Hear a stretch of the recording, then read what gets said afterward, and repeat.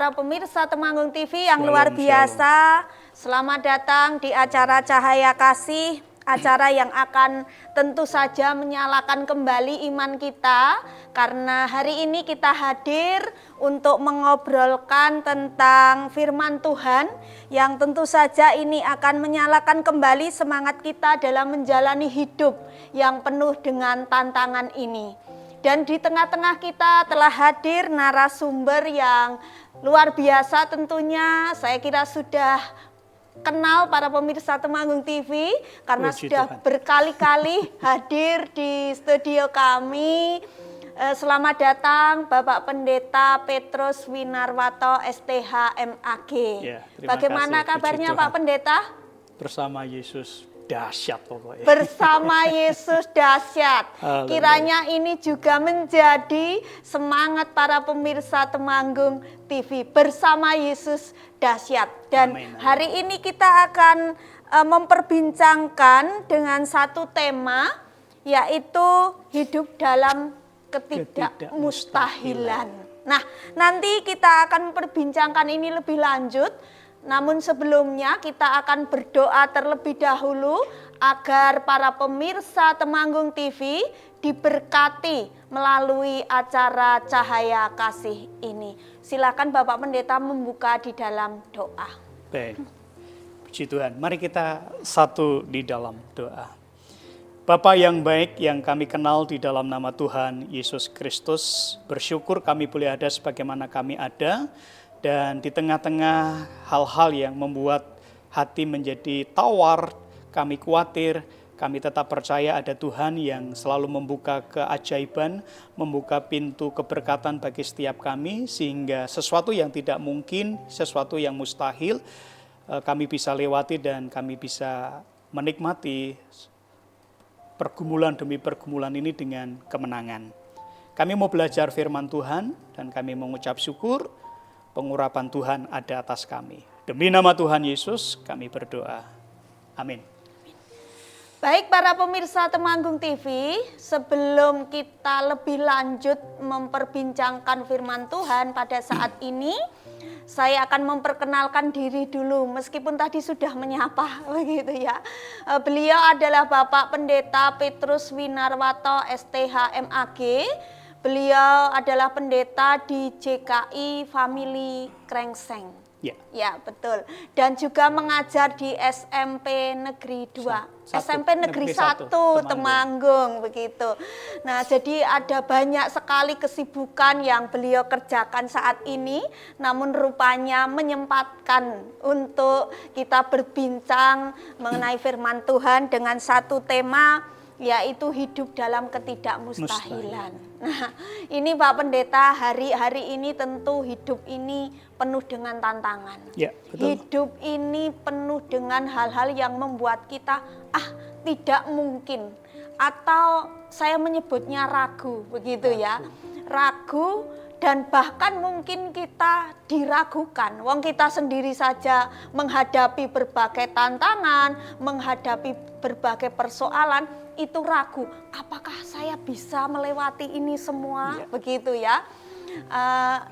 Dan kita juga diragukan orang lain mungkin dengan keadaan kita ini. Nah, bagaimana ini untuk mengatasi persoalan-persoalan yang terjadi saat ini?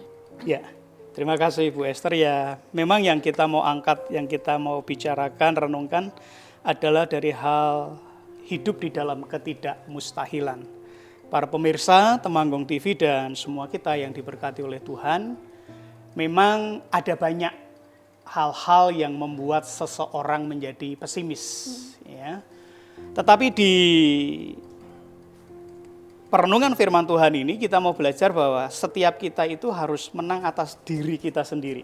Paulus pernah berkata begini, bahwa segala perkara dapat ku tanggung di dalam Dia yang memberi kekuatan kepadaku. Banyak orang yang memang pesimis, bahkan meragukan kita. Tapi saya senang dari cerita kehidupan Raja Daud dari 1 Samuel pasal 17. Berangkat dari cerita itu, kita mau belajar mengapa Raja Daud sampai begitu yakin. kemenangan Daud menghadapi Goliat itu di tengah-tengah keraguan banyak orang. Jadi ketika orang-orang meragukan kita, orang-orang menganggap kita nggak bisa, orang-orang menganggap atau meremehkan kita tidak perlu pesimis, kita nggak perlu ragu. Kita punya Tuhan yang besar, yang bisa menyelesaikan semua tantangan-tantangan kita.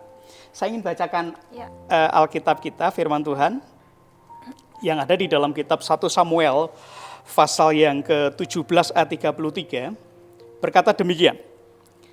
1 Samuel pasal 17 ayat 33, tetapi Saul berkata kepada Daud, nah ini kalimat yang saya ingin mau angkat, tidak mungkin engkau dapat menghadapi orang Filistin itu untuk melawan dia, sebab engkau masih muda, sedang dia sejak dari masa mudanya telah menjadi prajurit. Ini seorang pemimpin rohani, seorang raja, seorang yang seharusnya bisa menjadi motivator, penyemangat dalam kehidupan seseorang. Tapi kalau dalam bahasa Jawa berkata lagi, ngilani, tahu ya ngilani. Ya. Kita seringkali berada pada situasi orang-orang yang nggak percaya sama kita. Saul sendiri berkata, tidak mungkin kamu bisa mengalahkan Goliat. Memang kadang orang itu berkata tidak mungkin, tidak bisa. Bisa jadi punya alasan. Ya. Karena Daud masih muda. Dianggap Daud nggak punya pengalaman. Tapi ini luar biasanya. Apa yang dilihat Saul dan apa yang dilihat oleh Daud. Kalau kita membaca teks itu, Daud itu begitu yakin dengan Tuhannya, dengan dirinya. Tapi Saul gak mungkin. Kalau nanti kita baca lagi, bukan hanya Saul. Kakak-kakaknya saja sempat marah. Marahnya itu sebenarnya dia sayang. Mereka berkata, ngapain kamu di sini? Gitu. Kamu tuh harusnya menggembalakan domba dan seterusnya. Tetapi kenapa kamu di sini? Gitu. Ya, ini akan semakin menarik, nanti akan dibahas di dalam segmen yang kedua. Ya. Kita melihat contoh atau teladan Daud yang percaya diri, begitu ya, meskipun diragukan oleh orang lain. Jadi para pemirsa Temanggung TV, jangan kemana-mana, tetap saksikan Cahaya Kasih.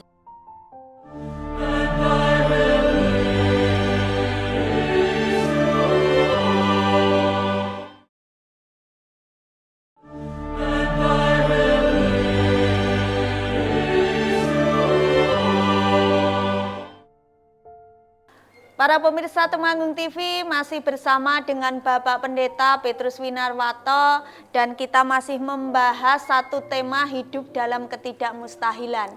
Tadi sudah dibahas mengenai contoh atau teladan dari Daud. Nah, Daud itu diragukan. Bahkan diragukan oleh saudara-saudaranya, diragukan oleh Saul. Kalau tadi di dalam teks yang kita baca, bagaimana Saul itu meragukan kemampuan dari Daud. Karena tentu Saul sudah memperhitungkan, begitu ya Pak Pendeta, betul. Memperhitungkan dengan Daud yang kecil, Goliat yang gede. Kecil, gitu. Kemudian masih muda, kemudian belum punya pengalaman apa-apa, bahkan mungkin berperang pun belum pernah, begitu. Nah, seringkali di dalam hidup ini kita juga seperti itu loh Pak Pendeta, karena kita meragukan orang lain atau orang lain meragukan kita itu kan karena sudah diperhitungkan dengan baik, begitu ya.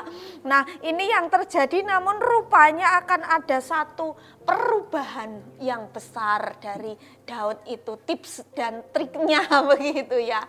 Nanti kita akan melihat lebih Memang lanjut. Kita nggak menutup kemungkinan ada orang-orang yang tadi saya pakai kalimat ngilani, ya, karena mungkin siapa kita, latar belakang kita, dan bagaimana kita ya.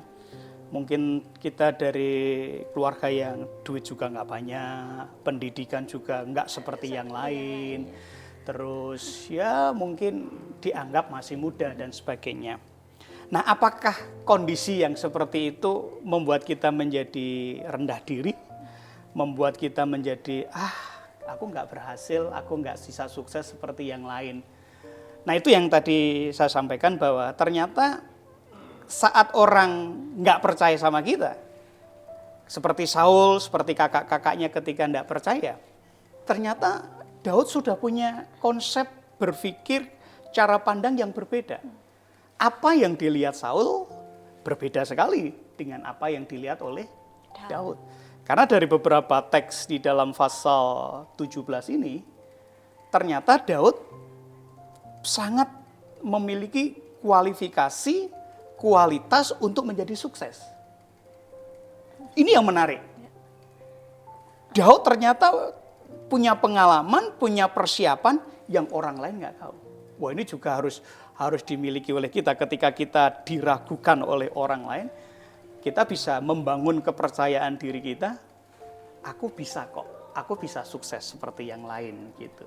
Nah, nanti kita lihat gimana sih kuncinya belajar dari seorang Daud ini. Nah, gitu. jadi yang pertama-tama itu munculnya adalah dari diri sendiri, begitu ya. Seharusnya begitu. Muncul Seharusnya kepercayaan diri, bukan percaya diri, rasa bahagia dan segala sesuatu itu diri kita sendirilah yang harus punya. Gitu. Yang punya, jadi bukan karena orang apa lain. kata orang, Betul. begitu ya. Apa kata orang atau keadaan di sekitar kita. Karena apa kata orang bisa berkata, kamu nggak bisa, kamu nggak mampu.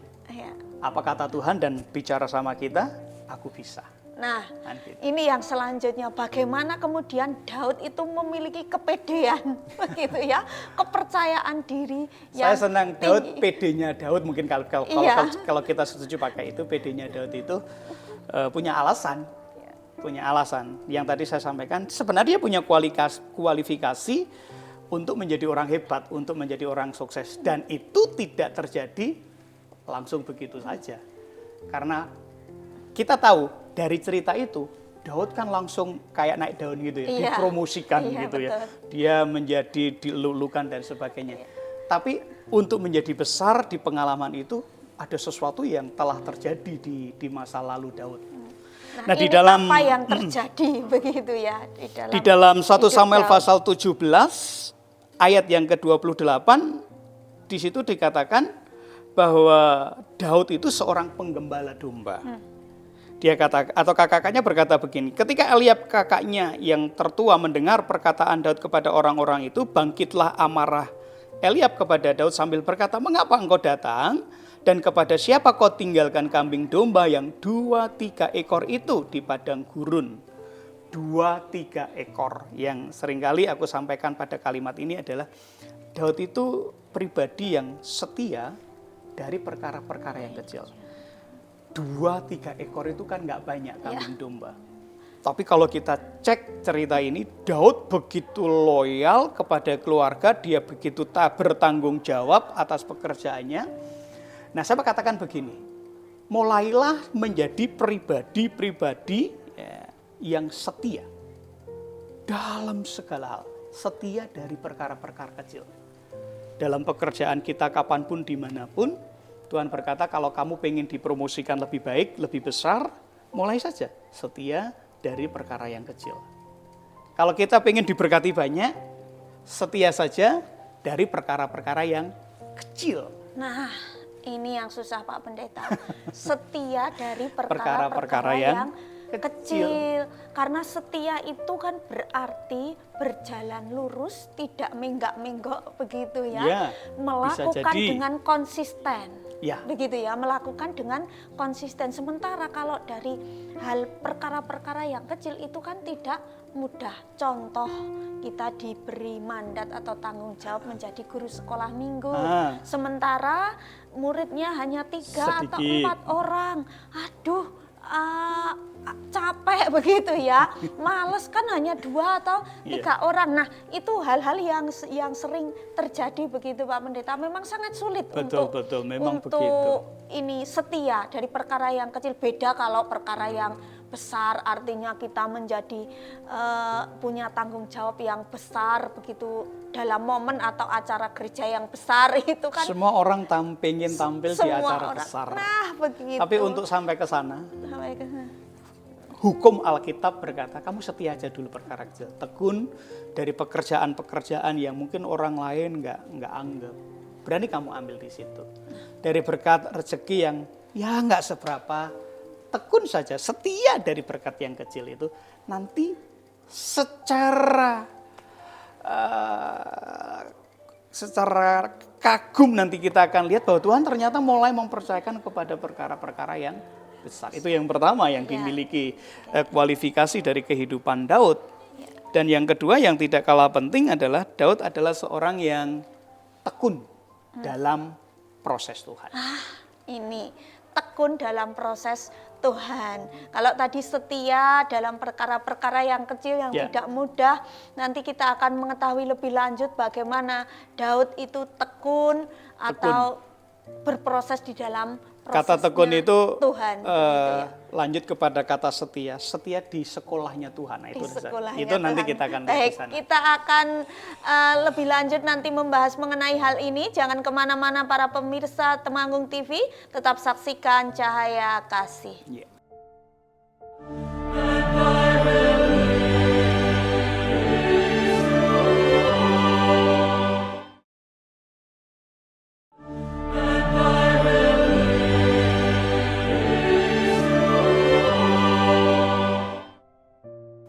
Baik para pemirsa Temanggung TV, kita masih melanjutkan dengan satu tema hidup dalam ketidakmustahilan bersama Bapak Pendeta Petrus Winarwato STH MAG.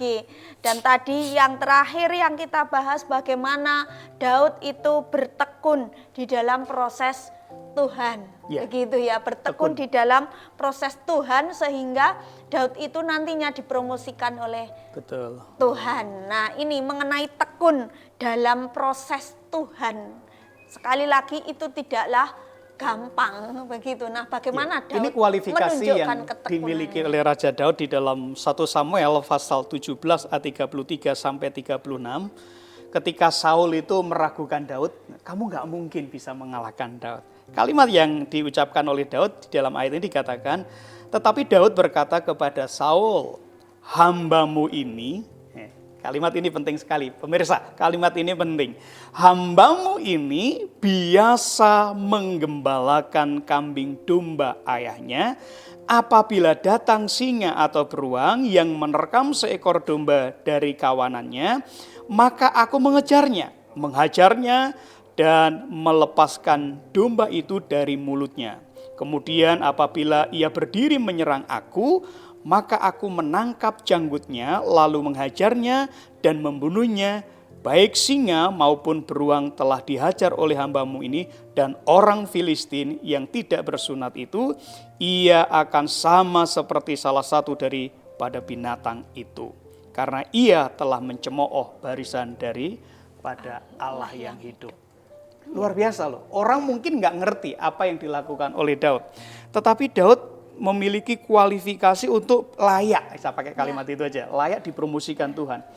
Dia adalah orang yang setia, orang yang bertanggung jawab, dan dia adalah orang-orang yang tekun belajar. Muncul satu kalimat, hambamu ini biasa.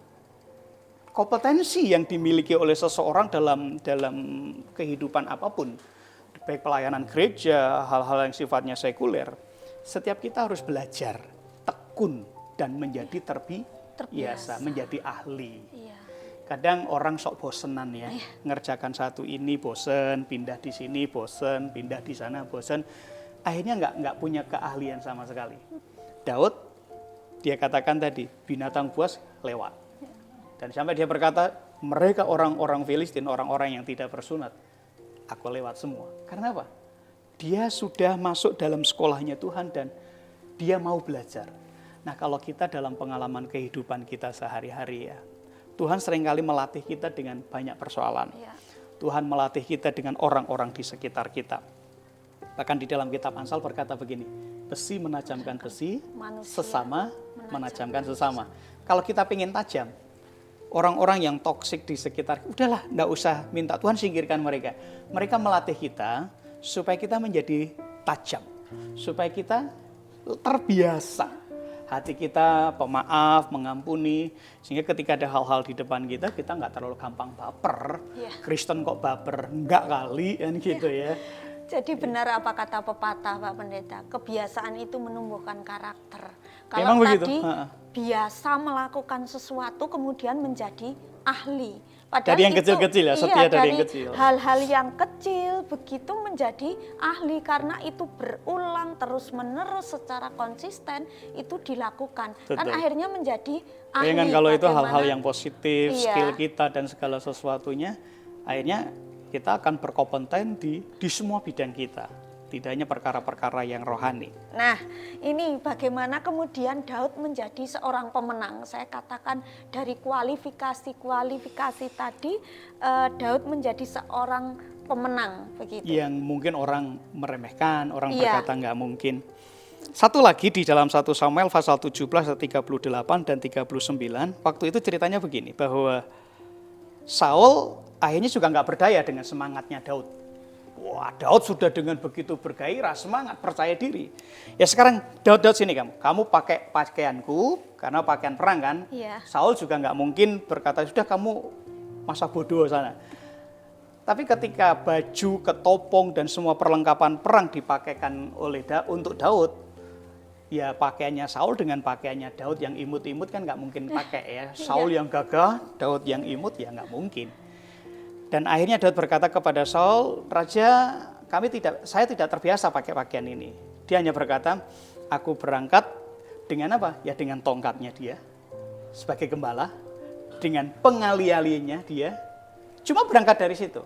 Yang saya ingin sampaikan begini, bahwa untuk sukses, untuk berhasil, untuk diberkati, kadang kita nggak perlu pakai pakaiannya orang lain. Ya. Tuhan sudah mendidik kita untuk setia, Tuhan sudah memproses kita, dan Tuhan punya caranya sendiri. Nggak harus pakai baju perang, nggak harus dengan cara seperti itu. Ketika kita berkata, Tuhan dia sukses dengan cara ini, aku mbok menowo dengan cara ini aku bisa sukses. Nggak selalu tuh, bisa jadi seperti itu, bisa jadi tidak.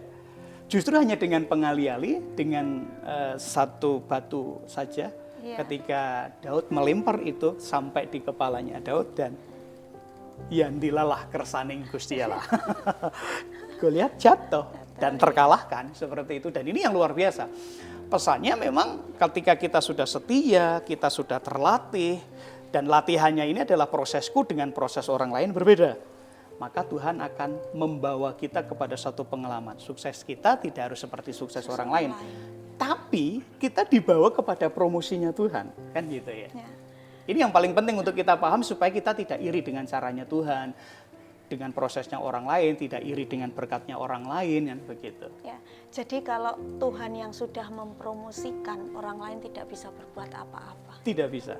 Kalau Tuhan sudah membuka, nggak ada orang yang bisa menutup. Kalau Tuhan menutup, juga tidak bisa orang membukanya, begitu ya. Dan ini sungguh luar biasa ya Pak Pendeta, bagi mungkin para pemirsa Temanggung TV yang saat ini sedang diragukan oleh orang lain atau sedang menghadapi satu tantangan, persoalan-persoalan yang tidak mungkin begitu ya. Tidak mungkin aku sukses, tidak mungkin aku berhasil. Namun hari ini melalui firman Tuhan kita diingatkan, kita tetap melakukan hal-hal yang menjadi tanggung jawab kita. Artinya setia pada perkara yang kecil, kita bertekun dan kita terus berproses dalam prosesnya Tuhan. Begitu ya Pak Pendeta. Pak Pendeta mau memberikan saya mungkin begini saja, bahwa ajakan. sekali lagi berkat promosi itu datangnya daripada Tuhan.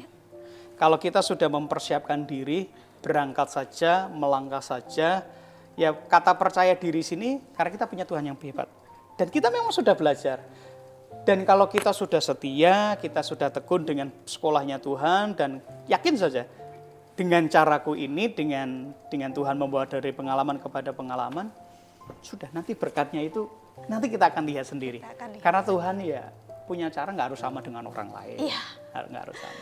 Baik, terima kasih banyak Pak Pendeta sudah hadir di studio kami. Kiranya ini menjadi berkat bagi para pemirsa Temanggung TV.